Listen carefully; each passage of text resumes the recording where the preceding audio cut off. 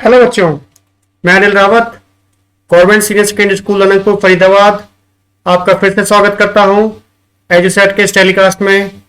हम लोग पढ़ेंगे बच्चों क्लास 12th बायोलॉजी का chapter number 12 biotechnology and it's applications. ये पार्ट 2 है। पार्ट 1 हम पढ़ चुके, जिसमें हमने पढ़ा कि रिकम्बिनेंट डीएनए टेक्नोलॉजी का उपयोग करके कैसे ट्रांसजेनिक प्लांट्स बनाए जाते हैं। उसके बाद पढ़ा ह्यूमुलिन जेनेटिकली इंजीनियर्ड इंसुलिन के बारे में और जीन थेरेपी के बारे में पढ़ा। चलो रेस्ट ऑफ पार्ट इस लेक्चर के दौरान कंप्लीट करेंगे। चलो स्टार्ट करते हैं बच्चों। ऑब्जेक्टिव्स क्या क्या क्या हम पढ़ने वाले हैं।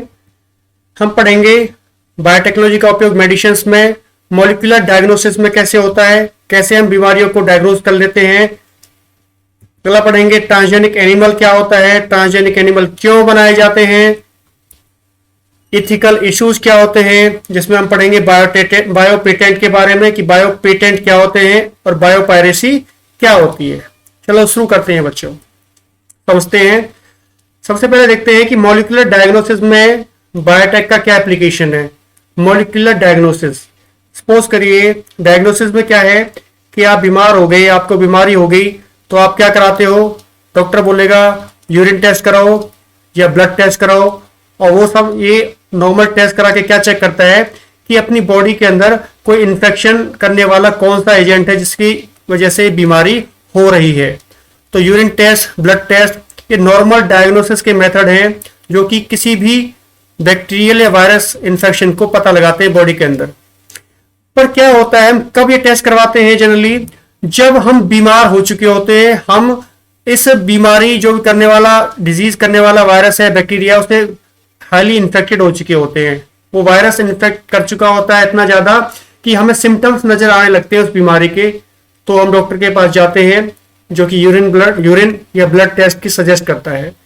तो कुछ ऐसी तकनीक होनी चाहिए जो बीमारी होने से पहले ही डायग्नोज कर ले कि इस तरह की बीमारी है, या वायरस या बैक्टीरिया जो है अर्ली स्टेजेस में जब हो कि जो बीमारी है वो ज्यादा स्प्रेड ना करे, वो डायग्नोज हो जाए, तो उसका अर्ली ट्रीटमेंट संभव है। तो ये होता है मॉलिक्यूलर डायग्नोसिस के अंदर। कौन कौन सी तकनीक हम पढ़ते हैं इसमें, पीसीआर पढ़ते हैं, अलाइसा पढ़ते हैं और रिकम्बिनेंट डीएनए टेक्नोलॉजी। तो 3 तकनीक हैं जिनसे हम अर्ली डिटेक्शन कर सकते हैं किसी भी डिजीज कॉजिंग ऑर्गेनिज्म का। सबसे पहले देखते हैं PCR, polymerase chain reaction. PCR के बारे में आप लोग पढ़ चुके पहले भी। पीसीआर एक रिएक्शन होती है जिसमें जो डीएनए पार्ट होता है, जीन होता है, उसकी मल्टीपल कॉपीज कर लेते हैं, उसको एम्पलीफाई करके देख लेते हैं। ये आपको यहाँ पे पीसीआर जनरली एक टेक्निक दिखा रखी है जो कि आपने इससे पहले जो चैप्टर था उसमें पढ़ रखी थी। कोई भी डीएनए सैंपल लिया, प्राइमर लिए, और ये प्रोसेस चलता है और उससे उसका एक्सटेंशन होता है, मल्टीपल कॉपी बन जाती हैं। तो पीसीआर का उपयोग डायग्नोसिस में कैसे होगा बच्चों, कि मान लो कोई बैक्टीरिया वायरस है जिसने आपकी बॉडी में इंफेक्शन किया। अब हमारे जीनोम के अलावा कोई दूसरा जीनोम है, कि बैक्टीरिया का जीनोम है, किसी वायरस का जीनोम है, तो वो इस पीसीआर के द्वारा अर्ली एज में डिटेक्शन हो जाएगा एम्पलीफिकेशन के द्वारा। क्योंकि पीसीआर क्या करेगा, उसके जीन को, डीएनए को एम्पलीफाई कर देगा। हमें पता चल जाएगा कि हमारे डीएनए के अलावा भी हमारी बॉडी के अंदर फॉरेन डीएनए है, चाहे वो बैक्टीरिया का है या वो वायरस का है। अगर हम बात करें रिसेंटली, तो आपने अभी कोविड है, आपने कोविड टेस्ट के बारे में सुना होगा। कोविड टेस्ट, तो कोविड टेस्ट में है आरटीपीसीआर, ठीक है जी, आरटीपीसीआर, रिवर्ट पीसीआर। तो ये पीसीआर का मेथड ही है जो कोविड वायरस को, कोरोना का जो वायरस है उसको डिटेक्ट कर लेता है। तो ये पीसीआर एक बहुत बेहतरीन तकनीक है किसी भी बीमारी को अर्ली स्टेज में डायग्नोज करने की। इससे क्या क्या और चीजें हो सकती हैं कि जो कैंसर पेशेंट्स हैं, जिनको कैंसर है, उनके जीन में कोई चेंजेस हैं, तो भी वो म्यूटेशंस जो है, चेंजेस हैं, वो भी पीसीआर से हम डिटेक्ट कर सकते हैं।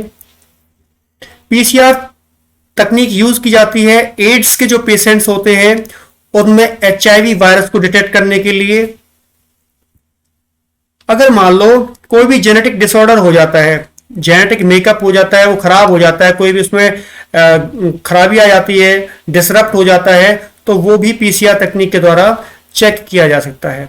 तो ये थे पीसीआर के। नेक्स्ट पढ़ते हैं बच्चों दूसरा method, ELISA. Enzyme linked immunosorbent assay, ELISA की फुल फॉर्म भी एग्जाम में पूछ ली जाती है 1 मार्क्स क्वेश्चन में। Enzyme linked immunosorbent assay, ELISA तकनीक क्या है ये देखिए।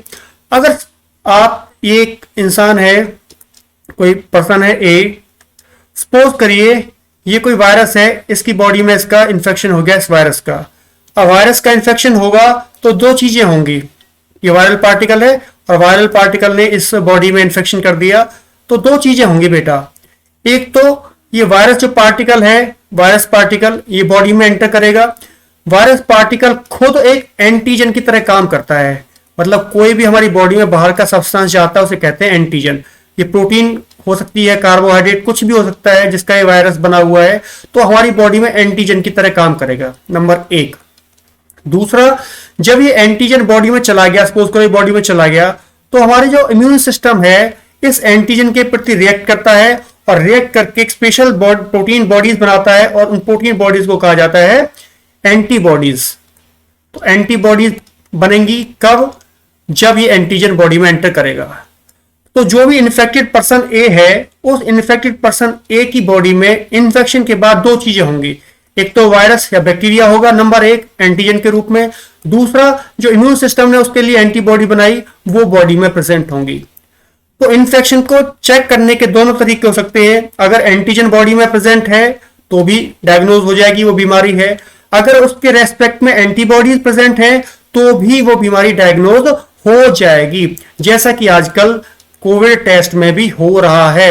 एंटीबॉडीज देख रहे हैं कि उसके वायरस के प्रति एंटीबॉडीज प्रेजेंट है या प्रेजेंट नहीं है। इसमें क्या होता है, जैसा मैंने आपको समझाया कि जो ये तकनीक है it is based on the principle of antigen antibody interaction. ये जो टेस्ट है ये एंटीजन एंटीबॉडी की इंटरेक्शन के ऊपर बेस्ड है। इन्फेक्शन बाय पैथोजन, पैथोजन वो जो बीमारी करने वाला है उसे कहते हैं pathogen microbe, can be detected by the presence of antigens like proteins, glycoproteins etcetera, और by detecting the antibodies synthesized against the pathogen।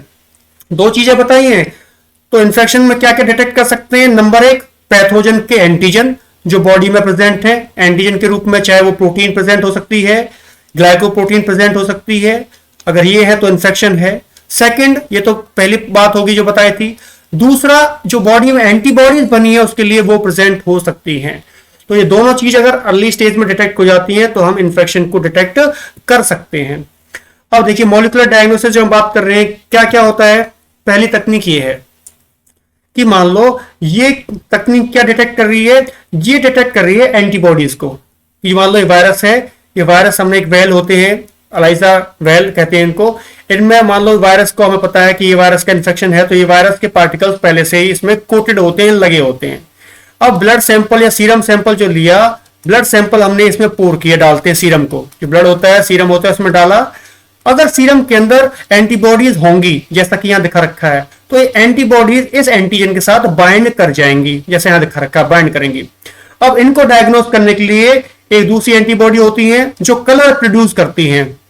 ठीक है, अगर ये एंटीबॉडी बनी तो जो हम एंटीबॉडी दूसरी डालते हैं जो कलर प्रोड्यूस करती हैं, ये चेक करने के लिए कि इन्फेक्शन है या नहीं है, तो वो एंटीबॉडीज कलर प्रोड्यूस कर देंगी।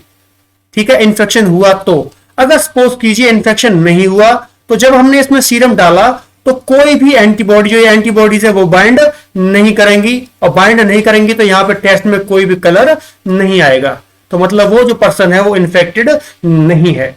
तो इसमें किससे चांस है हमने कि बॉडी में एंटीबॉडी, सॉरी बॉडी जो है मनुष्य की उसमें एंटीबॉडी है या एंटीबॉडी नहीं है, पहला। दूसरा क्या है, ये जांचता है एंटीजन को कि शरीर में वो बैक्टीरिया वायरस है या नहीं है, एक एंटीजन टेस्ट करता है। अब सपोज कीजिए उस एंटीजन के लिए पहले ही हमने क्या किया, वो एंटीबॉडीज हैं वो जो वेल होता है एलाइजा वेल, उसमें पहले ही यहां बाइंड कर रखी हैं। अब ब्लड का सैंपल डाला, जो ब्लड या सीरम जो हमारा है उसका सैंपल डाला। सैंपल में क्या होगा, अगर एंटीजन है तो इस एंटीबॉडी के साथ जो पहले से ही फिक्स्ड थी उसके साथ बाइंड कर जाएंगे, जैसे यहां पे दिखा रखा है एंटीजन है, बाइंड कर गया इसके साथ। फिर उसको डिटेक्ट करने के लिए एक दूसरी एंटीबॉडी होगी जो कलर प्रोड्यूस करेगी। तो ये कलर प्रोड्यूस अगर हो गया, यहां पे कलर प्रोड्यूस कर दिया, तो आप मानेंगे कलर प्रोड्यूस हो गया तो ये इन्फेक्शन था, मतलब ये बॉडी के अंदर एंटीजन मौजूद था। अगर कलर प्रोड्यूस नहीं हुआ तो हम कहेंगे इन्फेक्शन नहीं था, क्योंकि ये जो एंटीबॉडी डाली है ये तभी बाइंड करेगी जब एंटीजन होगा। अगर एंटीजन नहीं है, ये एंटीजन बॉडी में नहीं होगा, तो ये एंटीबॉडी भी बाइंड नहीं करेगी जो कलर प्रोड्यूस करने वाली थी। तो कलर प्रोड्यूस नहीं होना इंडिकेट करेगा इन्फेक्शन नहीं है, और कलर प्रोड्यूस किया तो ये दिखाता है कि बॉडी में वो एंटीजन बीमारी करने वाला माइक्रोब प्रेजेंट है। तो एलाइजा टेस्ट दो तरह से किया जाता है और बॉडी में डिटेक्ट करता है एंटीजन और एंटीबॉडी को। एक है बच्चा रिकम्बिनेंट डीएनए टेक्नोलॉजी, कि रिकम्बिनेंट डीएनए से कैसे आइडेंटिफाई करेंगे किसी भी बीमारी या डिसऑर्डर को। तो इसके लिए सिंपल सा मैं एक आपको तरीका बताता हूं क्या होता है। देखिए, सपोज कीजिए ये आपका डीएनए है, जीन है। इसमें डीएनए के अंदर ये आपके लगे हैं जी न्यूक्लियोटाइड ए, टी, जी, सी, जी, कोई भी हम लिख देते हैं आपको समझाने के लिए, ये लिख दिया मैंने, ठीक है। ये नॉर्मल मान लो जीन है।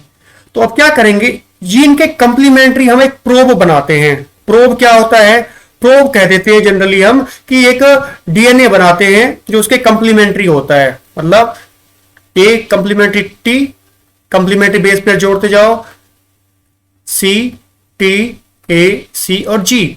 ये जो बना इसे नाम दिया गया प्रोब। अब जो प्रोब होता है बच्चों, इसको हमने क्या किया, इसको रेडियो लेवल कर दिया, मतलब इसको जांचने के लिए ये रेडियो लेवल कर दिया। सपोज कीजिए ये मैंने रेडियो लेवल कर दिया, इसको टैग कर दिया रेडियो एक्टिव सब्सटेंस से, रेडियो लेवल हो गया। अगर नॉर्मल ये जीन था जैसा कि अब है, तो ये जो प्रोब है ये इसके साथ बाइंड कर जाएगा, बाइंड कर गया। और एक टेक्निक होती है ऑटो रेडियोग्राफी। ऑटो रेडियोग्राफी से हम ये जांच लेंगे कि ये प्रोब बाइंड किया है या बाइंड नहीं किया है। बाइंड किया गया, कर गया जैसे दिखा रखा है, तो ये जीन नॉर्मल है, इसमें कोई भी दिक्कत नहीं है। अब सपोज करिए कि ये जो जीन था ये डिफेक्टेड हो गया, इसमें एक जो न्यूक्लियोटाइड था वो गलत हो गया, दो न्यूक्लियोटाइड गलत हो गए। सपोज कीजिए यहां पे मैं दिखा रखा है ये न्यूक्लियोटाइड यहाँ पे दो गलत हो गए। अब यहाँ पे इनकी जगह क्या न्यूक्लियोटाइड जुड़ गए, पहले डिफेक्ट के कारण डिफेक्ट था, यहां पे जुड़ गए टी और यहां पे जुड़ गए ए। ये हो गया डिफेक्टेड या म्यूटेशन होगी इसमें। इस कंडीशन में क्या होगा प्यारे बच्चों, जो ये प्रोब था नॉर्मल जीन के लिए, ये प्रोब इस जीन के साथ नहीं बाइंड करेगा, क्योंकि ये जो बेस पेयर है ये इसको बाइंड होने नहीं देंगे, जो कि इस जीन में म्यूटेट हो गए थे, ये जीन बदल गया था। अब ये प्रोब बाइंड नहीं करेगा। जब ऑटो रेडियोग्राफी तकनीक से हम देखेंगे तो ये प्रोब का जो हमें दिखता है बैंड, वो बैंड नजर नहीं आएगा। तो अगर बैंड नजर आया तो जीन ठीक था, बैंड नजर नहीं आया तो इसका मतलब वो जीन डिफेक्टेड है, उस जीन में कुछ ना कुछ म्यूटेशन है या खराबी है। तो ये हम देख पाएंगे रिकम्बिनेंट डीएनए टेक्नोलॉजी के द्वारा। ठीक है, क्लियर है। इसमें वही जो मैंने बताया वही लिखा हुआ है कि ए सिंगल स्ट्रैंडेड डीएनए और RNA tagged with a radioactive molecule, जिसको प्रोब कहा जाता है, is allowed to hybridise to its complementary DNA in a clone और a cells followed by detection by autoradiography. ठीक है, प्रोब को हम बाइंड कराते हैं, प्रोब बाइंड हो गया और वो चेक कर लेते हैं ऑटो रेडियोग्राफी तकनीक के द्वारा। अब कोई म्यूटेटेड जीन है, जैसे मैंने कहा कोई म्यूटेटेड जीन है, तो म्यूटेटेड जीन के साथ जो प्रोब है वो बाइंड नहीं करेगा, और बाइंड नहीं करेगा तो वो ऑटो रेडियोग्राफी तकनीक उसमें दिखाई नहीं देगा। तो डिटेक्ट कर सकते हैं हम लोग, ये दिखा रखा है तकनीक। ऑटो रेडियोग्राफी से कैसे देखते हैं कि मान लो ब्लड का सैंपल लिया, स्ट्रेन, डीएनए को आइसोलेट किया, ये डीएनए निकाला, डीएनए को रेस्ट्रिक्शन एंजाइम से तोड़ दिया, तोड़ने के बाद में क्या किया, अलग अलग जो फ्रेगमेंट थे उसको जेल इलेक्ट्रोफोरेसिस के द्वारा अलग अलग कर लिया। अलग अलग करने के बाद में इसको नाइट्रोसेलुलोज एक परत होती है, लेयर होती है, मेम्ब्रेन के ऊपर ले लिया। मेम्ब्रेन पे लेने के बाद जो प्रोब थे जो हमने बनाए थे कंप्लीमेंट्री, उनको हाइब्रिडाइज कराया। क्लोन को जो प्रोब थे उसको हाइब्रिडाइज कराया, और ये पैटर्न हमें दिखाई दे जाएगा ऑटो रेडियोग्राफी। जब हम एक्सरे फिल्म उतारेंगे और चेक करेंगे तो ये हमें यहाँ पे बैंड है वो बैंड नजर आ जाएंगे जो कि प्रोब के होंगे। अगर बैंड नजर आ रहे हैं तो नॉर्मल जीन है, और ये बैंड नजर नहीं आ रहे तो वो जीन म्यूटेड है, उसमें कोई ना कोई डिसऑर्डर है, खराबी है। तो ये हम एनालाइज कर लेते हैं, डायग्नोज कर लेते हैं। तो ये थे कि क्या क्या यूजेस थे हमने डायग्नोसिस में। अब पढ़ते हैं ट्रांसजेनिक एनिमल क्या होते हैं। ट्रांसजेनिक शब्द है, ट्रांसजेनिक मतलब वो एनिमल जिनका जीन दूसरा डाल दिया है, बाहर से लाके डाल दिया, उन्हें कहते हैं transgenic animal. Those animals whose genome have been altered or manipulated, कि जिनका जीनोम चेंज कर दिया है, बदल दिया है, कैसे? By introduction of extra gene या foreign gene are known as transgenic animals. इसलिए those animals whose genome has been changed and manipulated are known as transgenic animals। अब ये ट्रांसजेनिक रैट हो सकते हैं, ट्रांसजेनिक रैबिट बनाते हैं, पिग्स हैं, शिप्स हैं, काउज हैं, फिशेस हैं, काफी सारे एनिमल्स हैं जो ट्रांसजेनिक एनिमल बनाए गए हैं। और इन ट्रांसजेनिक एनिमल्स में से जो 90% से भी ज्यादा, 95% या से भी ज्यादा एनिमल्स है वो माइस हैं, चूहे हैं। ये बात आप याद रखोगे, इंपॉर्टेंट है एग्जाम पॉइंट ऑफ व्यू से, कि all over transgenic animals more than 95% animals are mice. ये एक सुंदर सा चित्र दिखा रखा है ट्रांसजेनिक एनिमल्स का, माइस, रैबिट्स, डिफरेंट ट्रांसजेनिक एनिमल्स दिखा रखे हैं। अब बात करते हैं कि ट्रांसजेनिक एनिमल बनाते क्यों हैं, क्या उनके रीजंस हैं, या क्या चीजें हम देख पाते हैं ट्रांसजेनिक एनिमल्स के द्वारा। पहला बच्चों, to study regulation of a gene on normal physiology and development, कि हमें किसी जीन का रेगुलेशन चेक करना है कि वो जीन कैसे काम करता है और कैसे डेवलपमेंट में हेल्प करता है। तो ये जीन इंसान में, ह्यूमन में तो चेक नहीं कर सकते, तो चेक करने का तरीका क्या है? Transgenic animals. ठीक है, ट्रांसजेनिक एनिमल्स में ये हम स्टडी जीन के रिगार्डिंग कि उसका रेगुलेशन कैसे होता है, कैसे काम करता है, चेक कर सकते हैं। Transgenic animals can be specifically design to allow the study of how the genes are regulated, gene कैसे रेगुलेट किए जाते हैं, and how they affect the normal function of the body, कि वो नॉर्मल फंक्शन की जो होता है बॉडी पे क्या इफेक्ट डालते हैं और उसके डेवलपमेंट में उनका क्या इफेक्ट रहता है। तो ये हम ट्रांसजेनिक एनिमल्स के द्वारा चेक कर सकते हैं। इसमें जो ग्रोथ फैक्टर्स हैं बॉडी के, इंसुलिन लाइक ग्रोथ फैक्टर्स, उनकी स्टडी हम एग्जांपल की है ट्रांसजेनिक एनिमल्स के द्वारा। दूसरा है स्टडी ऑफ ए डिजीज, किसी भी डिजीज की डिजीज क्यों हुई है, क्या जेनेटिक डिफेक्ट हुआ है, ये हम किसी भी ट्रांसजेनिक एनिमल में एनालाइज कर सकते हैं, स्टडी कर सकते हैं। Transgenic animals helps us understand how genes contribute to the development of a disease. Today transgenic models exist for many human disease such as cancer, cystic fibrosis, rheumatoid arthritis and Alzheimer. तो ये diseases हैं, ये disease cancer कैसे हुई, gene में क्या defect हुआ, या जो सिस्टिक फाइब्रोसिस कैसे हुई। तो जितनी सारी डिजीजेस हैं उनका कारण हम ट्रांसजेनिक एनिमल में स्टडी कर सकते हैं। Biological product the most important, हम पढ़ चुके, ह्यूमुलिन हमने पढ़ा, ह्यूमन इंसुलिन के बारे में पढ़ा। तो जो माइक्रोब्स हैं वो बायोलॉजिकल प्रोडक्ट बनाने के भी काम आते हैं। तो हमने जीन डाल दिया किसी भी बैक्टीरिया में, तो वो जीन अपने आप को दिखाएगा, शो करेगा, अपना प्रोटीन बनाएगा, और प्रोटीन को हमने प्यूरिफाई कर लिया, जैसा कि हमने डाउनस्ट्रीम प्रोसेसिंग में पढ़ा चैप्टर नंबर 11 में। तो बेटा transgenic animals are used to produce various biological products by introducing foreign gene to desired character. कोई भी डिजायर्ड कैरेक्टर हमें चाहिए, वो जीन लिया, और जीन मान लो ये जीन है, इसमें कोई स्पेशल कैरेक्टर है, ये जीन लिया, किसी भी बैक्टीरिया से ले लिया, वायरस से ले लिया, किसी एनिमल से ले लिया, प्लांट से ले लिया, और इसको किसी भी प्लांट या एनिमल में या बैक्टीरिया में मान लो ये है, इसको ट्रांसफर कर दिया, इसको ट्रांसजेनिक बना दिया, और इसको कल्चर किया, और इससे प्रोडक्ट, कोई भी जो प्रोडक्ट ये बना रहा है वो प्रोडक्ट आइसोलेट कर लिया। क्लियर है? इसमें ह्यूमन प्रोटीन एक अल्फा 1 एंटीट्रिप्सिन जो कि यूज की जाती है एम्फाइसीमा के लिए। एम्फाइसीमा जो बीमारी है, एक लंग्स का डिसऑर्डर है कि एल्विलाई जो होती है लंग्स की, एल्वियोलाई डिफेक्टेड हो जाती हैं, सांस लेने में दिक्कत आती है। तो ये एक प्रोटीन है जो कि बैक्टीरियल कल्चर से प्राप्त की जाती है, और ये प्रोटीन क्या करती है, इस बीमारी को दूर करती है। तो ह्यूमन प्रोटीन इंपोर्टेंट है, पॉइंट ऑफ एग्जाम की वजह से भी पूछा जाता है। कौन सी प्रोटीन है? अल्फा 1 एंटीट्रिप्सिन, और किस लिए, किस बीमारी में यूज होती है, एम्फाइसीमा में ये यूज होती है। ऐसे ही दूसरे प्रोडक्ट हैं जो फेनिलकीटोन्यूरिया या सिस्टिक फाइब्रोसिस जैसी बीमारियों के लिए बनाए जाते हैं। ठीक है, एक सबसे खूबसूरत उदाहरण एक ट्रांसजेनिक काउ है, रोजी। ठीक है जी। अब जो ट्रांसजेनिक काउ रोजी है उसमें एक जीन इंसर्ट कर दिया, और उस जीन इंसर्ट करने से क्या हुआ कि जो मिल्क था उसमें प्रोटीन का कंटेंट ज्यादा हो गया, 2.4 ग्राम प्रोटीन पर लीटर हो गया। और ये प्रोटीन कौन सा था, अल्फा लैक्टोएल्बुमिन। तो ये एल्बुमिन जो प्रोटीन था, अल्फा लैक्टोएल्बुमिन, ये प्रोटीन इस ट्रांसजेनिक काउ के मिल्क में ज्यादा था, क्योंकि इसका जीन हमने इस काउ में इंसर्ट कर दिया, ट्रांसजेनिक बना दिया। और न्यूट्रिशनल पॉइंट ऑफ व्यू से देखा जाए तो ये दूध मोस्ट बैलेंस था बेबीज के लिए as compare to natural cow. तो जो नेचुरल काउ मिल्क होता है उसमें प्रोटीन कंटेंट कम होता है, और जो ट्रांसजेनिक काउ बनी रोजी उसके अंदर जो प्रोटीन था अल्फा लैक्टोएल्बुमिन, उसका कंटेंट ज्यादा था। तो ये न्यूट्रिशनली ज्यादा अच्छा था नॉर्मल मिल्क से। तो ये ट्रांसजेनिक एनिमल्स में देखे हमने कौन कौन से प्रोडक्ट बनाते हैं, किस काम आते हैं। अब इसके बाद पढ़ते हैं वैक्सीन सेफ्टी।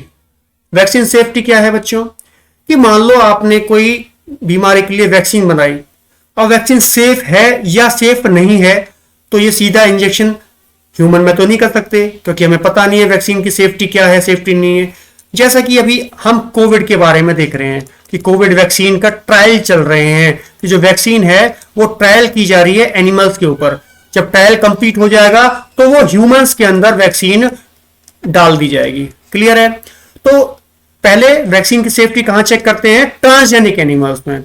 ट्रांसजेनिक माइस जो चूहे होते हैं are being developed for use in testing of safety of vaccine before they are use on human. Human में यूज होने से पहले जो ट्रांसजेनिक माइस है एनिमल, उनके अंदर इसकी सेफ्टी टेस्टिंग की जाती है कि ये सेफ है या सेफ नहीं है। Transgenic mice are being used in the test the safety of the polio vaccine. Polio vaccine जब बनी थी उससे बाजार में आने से पहले, ह्यूमन ट्रायल से पहले इसका ट्रांसजेनिक माइस में स्टडी की गई थी। जब सक्सेसफुल रही तो ह्यूमन इसका ट्रायल किया गया। If successful and found to be reliable, they could replace the use of monkeys to test the safety और बैचेस ऑफ द वैक्सीन। तो पहले माइस में स्टडी की, माइस के बाद मंकीज में स्टडी की। जब सक्सेसफुल रही तो किसमें यूज होने लगी, वो ह्यूमंस में होने लगी। तो कोई भी मेडिसिन है, वैक्सीन है, वो अगर डेवलप होती है तो बेटा ये उसका तरीका है सेफ्टी टेस्ट करने का। आगे chemical safety testing. Chemical safety testing में क्या है, कोई भी मेडिसिन बनती है, दवाई बनती है, अब वो दवाई कितनी अमाउंट में लेनी है, यूज करनी है, उसकी कितनी अमाउंट काफी रहेगी बीमारी को ठीक करने के लिए, तो उसका केमिकल टेस्टिंग किया जाता है कि कितनी अमाउंट अगर डालें, यूज करें, कितने मिलीग्राम लें तो वो बीमारी ठीक कर देगी। ज्यादा अमाउंट में लेंगे तो हो सकता है वो पॉइजनस हो या कोई बीमारी और कर दे या हजारडस हो। तो जो टॉक्सिसिटी लेवल है उसका वो चेक किया जाता है, और ये जो चेक किया जाता है बेटा, ये चेक किया जाता है ट्रांसजेनिक एनिमल्स के ऊपर। Transgenic animals are made that carry genes which make them more sensitive to toxic substances than non-transgenic animals। तो पहले उनको क्या है, सेंसिटिव बनाया जाता है कि वो ज्यादा सेंसिटिव हो उस टॉक्सिसिटी को लेके। फिर उसके बाद जो टॉक्सिक जो दवाई है या मेडिसिन जो बनाई उसको इंट्रोड्यूस कराया जाता है उस ट्रांसजेनिक एनिमल में, और उसकी टॉक्सिसिटी को स्टडी किया जाता है, टेस्ट किया जाता है कि कितना वो टॉक्सिसिटी या दवाई की जो अमाउंट है वो काफी रहेगी। तो ये हमने देखा कि कैसे कैसे ट्रांसजेनिक एनिमल्स का यूज किया जाता है, चाहे वैक्सीन सेफ्टी हो या फिर केमिकल सेफ्टी हो। एथिकल इश्यूज क्या हैं? एथिकल इश्यूज का मतलब है बेटा कि ऐसा नहीं है कि कोई भी इंसान है वो ट्रांसजेनिक प्लांट्स एनिमल अपनी मर्जी से बना देगा, कुछ भी जीन डाला है, कुछ भी जो मन करे वो कर देगा, ऐसा नहीं है। आपने एक मूवी देखी थी रोबोट, अगर रोबोट मूवी आपके याद हो तो रोबोट मूवी में क्या हुआ था कि एक साइंटिस्ट थे और उन्होंने अपने जैसा एक रोबोट बना दिया। ठीक है जी। और जो रोबोट बनाया उसने क्या किया, वो ज्यादा विग्रस हो गया और लोगों को मारना या दूसरे उसने काम शुरू कर दिए। जिस पर्पज से बनाया था वो पर्पज ना रखे, वो उसके पर्पज चेंज हो गए। तो जैसा यहां मूवी में हुआ, ऐसा ही अगर मान लो कोई फॉरेन जीन डाला है, तो बच्चों ऐसे ही मान लो कोई फॉरेन जीन डाला है किसी एनिमल के अंदर, हो सकता है वो हमारी जो सोसाइटी है, जो हमारा इकोलॉजी है, उसके लिए हजारस साबित हो सकता है। तो कुछ रूल बनाए जाते हैं ताकि वो रूल को फॉलो किया जाए कोई भी ट्रांसजेनिक एनिमल बनाने के लिए। Genetic modifications of organisms can have been unpredictable results when such organisms are introduced into the ecosystem। कि ट्रांसजेनिक एनिमल इकोसिस्टम में जब लाए जाते हैं तो हो सकता हो जो रिजल्ट की हम एक्सपेक्ट कर रहे थे वो रिजल्ट ऐसा ना देखे, कुछ अलग से रिजल्ट दे, तो ये हमारे लिए हार्मफुल हो सकता है इकोसिस्टम के लिए। तो क्या है, जो इंडियन गवर्नमेंट है, हमारी जो सरकार है, उसने कमेटी बनाई जिसका नाम दिया GEAC, GEAC, genetic engineering approval committee. तो ट्रांसजेनिक प्लांट या क्रॉप या एनिमल बनाने से पहले ये कमेटी चेक करती है, एनालाइज करती है, और अब फिर उसके बाद सब चीज जांचने के बाद अप्रूवल देती है कि जीएम क्रॉप होना चाहिए या जो ऑर्गेनिज्म बनना है वो बनना चाहिए, पब्लिक यूज में आना चाहिए, पब्लिक यूज में नहीं आना चाहिए। तो ये है GEAC। इसकी फुल फॉर्म भी एग्जाम पॉइंट ऑफ व्यू से इंपॉर्टेंट है, जेनेटिकली इंजीनियर्ड अप्रूवल कमेटी। इसके बाद आता है बायो पेटेंट। क्या है पेटेंट का मतलब, क्या होता है? A patent is the right granted by the government to an inventor to prevent others from making commercial use of his invention. Patent हुआ बच्चों कि एक अधिकार होता है जो सरकार देती है उस दवाई या खोज करने वाले को, ताकि दूसरे जो लोग हैं उसकी मेडिसिन का या उसकी डिस्कवरी का यूज ना कर पाए। ये कहलाता है bio patent. Now patent are granted for biological entities and for products derived from biological resources. Suppose कीजिए आपने कि ये वायरस है या बैक्टीरिया है और आपने पाया कि ये बैक्टीरिया जो है, ये जो पॉलीथीन हम देख रहे हैं इतना सारा पॉल्यूशन फैला रही है, पॉलीथीन को खाया जा रहा है, मतलब खत्म कर देता है, डिग्रेड कर देता है। तो आपने क्या किया, आपने जो अपनी रिसर्च थी उसको पेटेंट करा लिया, पेपर भेज दिए गवर्नमेंट के पास। आपने बोला कि मैंने रिसर्च की है, एक बैक्टीरिया खोजा है और ये बैक्टीरिया ये पॉलीथीन को डिग्रेड कर देता है। तो जो अभी आपकी रिसर्च है वो आपके नाम से पेटेंट हो जाएगी, आपके नाम से आधिकारिक हो जाएगी। कोई और देश, कोई और कंपनी या कोई और रिसर्च स्कॉलर उस पेटेंट को, खोज को यूज नहीं कर पाएगा। अगर उसको यूज करना है तो उसको आपसे परमिशन लेनी होगी। इसे कहते हैं बायो पेटेंट। अब देखिए, अगर इंडिया की बात करता हूं तो 2 लाख से ज्यादा वैरायटी यहां पे राइस की बोई जाती है, मोर देन 2 लाख। ठीक है जी। अब और अगर मैं बात करता हूं बासमती राइस की, तो बासमती जो चावल है काफी ज्यादा मात्रा में अलग अलग वैरायटीज भारत में बोई जाती हैं। इसका भारत में ही बासमती का जन्म हुआ, इस वैरायटी का प्रोड्यूस करी साइंटिस्ट ने। अब 1997 में 1997 एक अमेरिकन कंपनी ने क्या किया, एक बासमती जो राइस था उसके ऊपर पेटेंट ले लिया।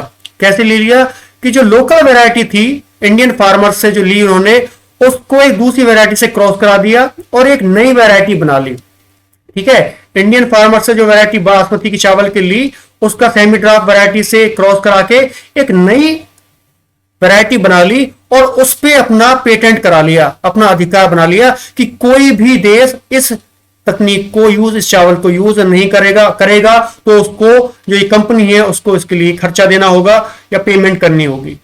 तो गवर्नमेंट का ये अधिकार बन जाता है कि कोई भी देश या कोई भी कंपनी इस तरह से जो नेचुरल रिसोर्सेज हैं उस देश की बिना परमिशन के यूज ना करे, या इस तरह के पेटेंट अप्रूवल ना हो।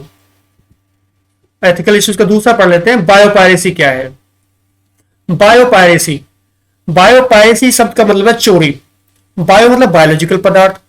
कि क्या होता है, एक बार इसकी डेफिनेशन पढ़ लेते हैं। In the term used to refer to use of bioresources by multinational companies and other organizations without proper authorization from the countries and people concerned without compensatory payment। क्या है जी, कि मान लो ये कोई कंट्री है A और इस कंट्री में बायोडाइवर्सिटी है, अलग अलग तरह के पेड़ पौधे या जो मेडिसिनल यूज के वो मिलते हैं। और ये जो कंट्री है वो डेवलपिंग कंट्री है, वहां के जो लोग हैं उनको इसके बारे में जो बायोडायवर्सिटी है उस बायोडायवर्सिटी का यूजेस नहीं पता है कि भाई क्या इनके प्लांट्स का यूज है। ठीक है जी।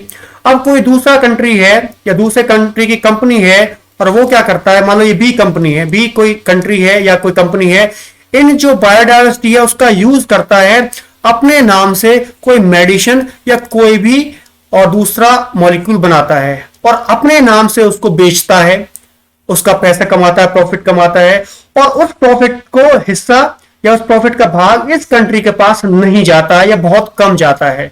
तो एक तरह से क्या हुआ, इस बी कंपनी या कंट्री ने इस ए जो कंट्री था उसकी बायोडायवर्सिटी का यूज किया, अपने रूप में प्रॉफिट कमाया, और इस प्रॉफिट का कोई भी फायदा इस ए देश को, ए कंट्री को नहीं पहुंचा। ये कहलाता है बायोपायरेसी।